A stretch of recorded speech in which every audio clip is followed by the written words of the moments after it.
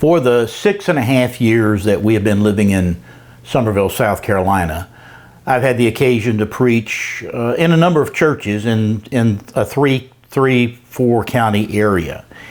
And as I've had occasion, I've videoed those and posted those to either our Facebook page or to YouTube or on Vimeo.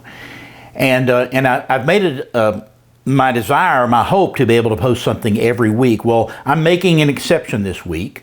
And in every one of those other occasions, unless I was actually doing a long-term interim, the church that invited me or the preacher that invited me would all say the same thing: preach whatever God lays on your heart.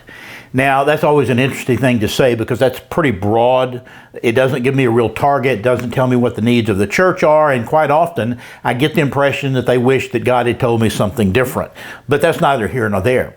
But I've always wanted some sense of direction or purpose, or at least a target to aim at. Well, finally, it has occurred.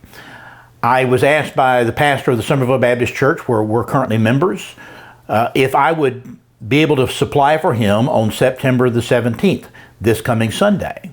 They do 3 services, one at 8:30, one at 10:30, and one at 5 p.m. And he said, and we've begun a new series. We're preaching on a series called Mountain Men. It's about 6 weeks long. It's taking scenes from various characters in the Bible who found themselves having some sort of a mountaintop experience, for good or bad or otherwise.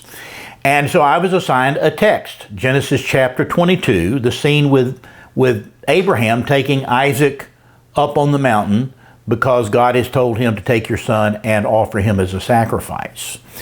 And so I was grateful to have a target, but then I stepped back and I was reminded of the old joke about how you eat an elephant. You eat it one bite at a time. And if you know anything about biblical characters and the mountain men in the Bible, you're not going to have anybody that is a larger elephant to try to consume in a 40-minute session than is that of Abraham. I'm convinced that it's eating an elephant with chopsticks. I don't do chopsticks well. But anyway, I'm honored by the opportunity, the privilege to do that, and I've been working on that this week. And in lieu of that, I will not be posting a normal teaching, preaching video to our Facebook page or to YouTube. But I wanted to be able to let those of you who follow us know that should you choose or be able to, you can actually watch the event live on one of the venues that Summerville Baptist Church has. Now, if you do a search, it's Summerville Baptist Church, South Carolina, the home of sweet tea.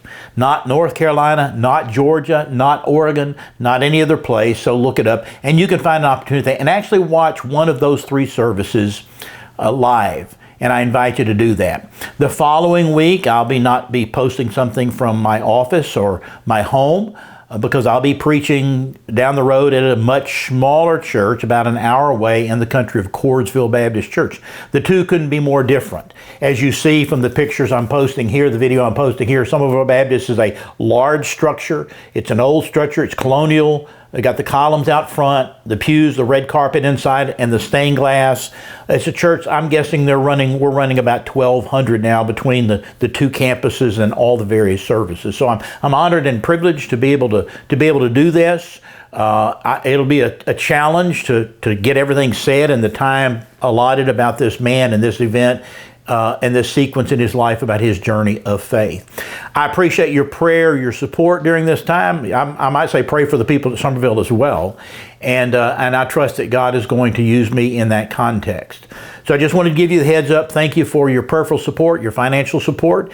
And we'll look forward to meeting you somewhere along the way as God makes us able. God bless you.